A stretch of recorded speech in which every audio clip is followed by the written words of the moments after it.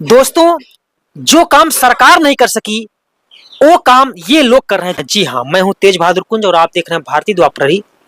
इस समय हम उत्तर प्रदेश के प्रयागराज जिले में कीरगंज के पास में स्थित मौजगिरी आश्रम है, उसी के नीचे एक झोपड़ी है जहां पर एक ऐसे शिक्षक हैं जो अवैतनिक हैं। जी हाँ, हम आपको बताना चाहते हैं कि इनके नजर में कला वो चीज है जिसमें समाज का भला हो, और उस भलाई के नेतृत्व के अंतर्गत समाज एक ऐसा विश्वविद्यालय है जो आवश्यकता अनुसार एक ऐसे शिक्षक को वह समाज के लिए अपनी कोख से पैदा करता है, जो मेरे लिए और मेरे समाज के लिए बहुत फख्र की बात है। आइए हम एक ऐसे शिक्षक से, ऐसे लोगों से मिलाते हैं जो कई प्रकार के विचारों को वह संजोए हुए हैं। आइए सर, आपका चैनल में स्वागत है। नमस्कार। नमस्ते सर, आपका शुभ नाम सर? वीरेंद्र कुमार। जी सर, आपके अंदर कौन सी ऐसी घटना जीवन में हुई कि जिससे आपका दिल मचल गया और उस दिल के जरिए इस ज्ञान की सरिता आप बहाने लगे? इसके पीछे बहुत बड़ी घटना ये था, ये समझे कि ये जो एक हमारू का खुद का एक ऐसा एक्सपीरियंस हुआ, ऐसा अनुभव हुआ, उसी से प्रेरित। क्योंकि जब मैं खुद पढ़ रहा था तो उस समय मुझको पढ़ने के लिए बहुत ज़्यादा स्ट्रगल करना पड़ा, संघर्ष करना पड़ा। तो वो दुख, वो तकलीफ, गरीबी क्या होती है, कैसे स्ट्रगल करके पढ़ना, आगे करना। आपके पास जेब में 1 रुपया नहीं है, लेकिन फिर भी आप कुछ बड़ा करना चाहते हो, आगे पढ़ना चाहते हो।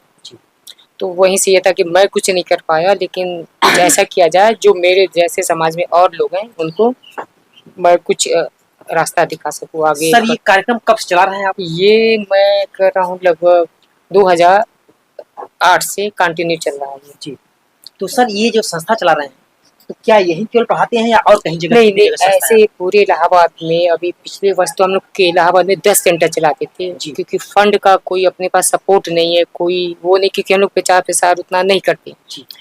तो इस कारण अभी इसको थोड़ा कम करके केवल 5 या 6 सेंटर हम लोग पूरे इलाहाबाद में चलाते हैं। एक जगह, एक सेंटर पर इस समय कितने सेंटर चल रहे हैं आपके? कीरगंज का ये एक हमारा सेंटर है, चौखंडी निवारा के पास में है, जहाँ पे ये जो पास के जो झुग्गी बस्ती, जिसे हम लोग कहते हैं सेवा बस्ती, यहाँ से सभी बच्चे आते हैं जिनको हम लोग निःशुल्क शिक्षा दी जाती है। अब वर्तमान में हमारी इस क्लास में 45 बच्चे शिक्षा ग्रहण करते हैं। अच्छा सर, यहाँ पर कितने स्तर के विद्यार्थी आते हैं? किस क्लास से किस क्लास तक? हमारे पास बिल्कुल जीरो लेवल से ग्रेजुएशन तक बच्चे हैं। ये था कि जो भी आता है उनको लौटाते नहीं, पढ़ाते हैं, टाइम एडजस्ट करते हैं, उन्हीं के अनुसार जैसा उनका हमारा तालमेल बैठता है उसी के अनुसार क्लास चलाते हैं। जी सर, इस समय जैसे यहाँ पर आप क्लास ले रहे हैं, इसमें आपके साथ कितने लोग काम कर रहे हैं? यहाँ पे तो वर्तमान में अकेले कर रहा हूँ, प्लस जो हमारे कुछ स्टूडेंट्स हैं जी, जो जिनको पढ़ाया था, कुछ वो बड़े हो गए हैं जी, तो वो जो जूनियर लेवल के बच्चे, छोटे बच्चे जी, बिल्कुल जो जीरो जिसे बोल सकते हैं, कक्षा 1 से लेके 2-3 तक, वो उनको देखते हैं। बाकी बड़े बच्चों को मैं स्वयं देखता हूँ। कक्षा 6 से लेके इंटर या ग्रेजुएशन कोई भी बच्चे आ जाए, उनको केवल होता है कि गाइड करना, उनका सिलेबस कंप्लीट करना, और क्योंकि सभी के पास उतने धन नहीं कि वो जाके अच्छे कोचिंगों में, अच्छे इंस्टीट्यूट में पढ़ सके। हमारा उद्देश्य होता है कि कैसे हम उनको समाज के मुख्य धारा से जोड़े और उन्हें आगे उनका भविष्य कैसे अच्छा बने, उसमें मदद करना। दोस्तों, शिक्षा ही एक ऐसी नीति है और ऐसी रोशनी है जिससे देश प्रदेश का डंका पूरे विश्व में जा सकता है। और हम आपको बताना चाहते हैं कि सर, ऐसे भी लोग हैं, क्या अगर कोई व्यक्ति यहाँ पर हाँ चाहता है आपके साथ, तो क्या उसका क्यों नहीं यहाँ पे कोई भी आ के अपना सेवा दे सकता है, और इस पे कोई पाबंदी नहीं है। उसमें पुरुष महिला कोई भी आ सकता है, हम लोग का वो नहीं, क्योंकि यहाँ पे जो ये हम लोग का उद्देश्य है निःशुल्क सेवा, और अपने पास अभी इतना फंड भी नहीं हम किसी को कुछ प्रोवाइड, क्योंकि हम लोग कुछ अपनी तरफ से एक होता है ना कि योगदान दे रहे हैं समाज में जो पिछड़ा तबका है, जिनको ये नहीं पता समाज में अच्छा क्या है बुरा क्या है और आगे भविष्य क्या होगा, अगर हम इनको नहीं दिखाएंगे तो यही बच्चे आगे चल के किसी गलत रास्ते पे जाएंगे, जुआ एक प्रश्न खेलेंगे। एक और है, अब तक में लगभग कितने विद्यार्थियों को आप पास आउट करा चुके होंगे लगभग? मैं 2000 से 18 से अगर बात करूँ पर्सनल केवल जी बिना कोई टीचर के, जी और लगभग 15 से 2000 बच्चे हैं जिसको मैं शिक्षित कर चुका हूँ। और जो मैंने पढ़ाया इलाहाबाद के अलग अलग बहुत से बस्तियों में पढ़ाया, जैसे आपका जंक्शन हो गया, सिविल लाइंस के वहाँ, या करेली है वहाँ मुस्लिम बच्चे हैं, और करेला बाग है, जमुना पार महेवा ले लीजिए, मोहब्बतगंज ले लीजिए, यहाँ पर है, और बगल की बस्तियाँ है, और आपका जो तारागंज स्लम्स है अलोपी बाग के आसपास, वहाँ पे भी ऐसे कुछ क्लासेस चला चुके हैं हम लोग। दोस्तों, जो लोग अपने दिल के दामन को साफ करना चाहते हैं और अपने अंदर हेजिटेशन को समाप्त करना चाहते हैं, अगर वह शिक्षा से समाज को वह पल्लवित पुष्पित करना चाहते हैं तो सर से जुड़ सकते हैं। सर का नाम वीरेंद्र कुमार है, और सर अपना आप मोबाइल नंबर भी अगर जारी कर देंगे तो आपसे लोग संपर्क कर लेंगे। 7985850025। जी, इस समय सर की क्लास का यहाँ जो टाइम टेबल है सर क्या है? हम लोग यहाँ पे दोपहर 3 बजे से क्लास शुरू हो जाता है, जिसमें सबसे पहले छोटे बच्चे आते हैं जो 0 लेवल के, जिसमें एक हमारी ये बाल शिक्षिका है जी फिरोजा मनीषा, एक आज उपस्थित नहीं है जी। शीतल। आपका क्या नाम है? मनीषा। मनीषा। ये सब हमारी एक शाखाएं हैं जो आगे चल के हो सकता है, जैसे आज हम लोग कहते हैं हमको यहाँ पे केवल एक वृक्ष उगाना है, जी सर, बहुत सर। आज मैं हूँ कल ना रहूँ, ताली जाइए। लेकिन ये सब अगर रहेंगे तो जो मेरा दायित्व ये सब आगे निभाएंगे। हमको अपने पीछे कुछ ऐसी पीढ़ियां छोड़ के जाना है, या कुछ ऐसे लोग ताकि हमारे जाने के बाद ये निरंतर चलता रहे। दोस्तों, ये वीरेंद्र एक ऐसे इस बस्ती के हस्ती हैं, धरोहर हैं, और ये ऐसी एक मानवकृत धरोहर है जो अपने आप में अमूल्य है, अमोल है।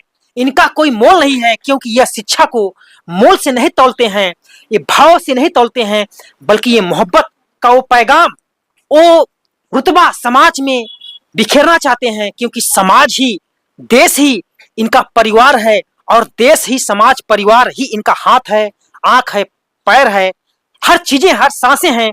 इसलिए ये आज हमें मिलकर इतना कृतार्थ हुआ, हम बहुत गदगद हैं कि अगर जहां पर जो काम आज सरकार की शिक्षा की नीति की रोशनी नहीं पहुंच, और सर की इस काम को हम सलाम करते हैं, और ईश्वर से हम आशा करते हैं कि ईश्वर उनको ऐसी ऊर्जा असीम देते रहिए, समाज का भला ये अपने कला के जरिए जो भरपाई कर रहे हैं, वो बहुत बड़े फक्र की बात है।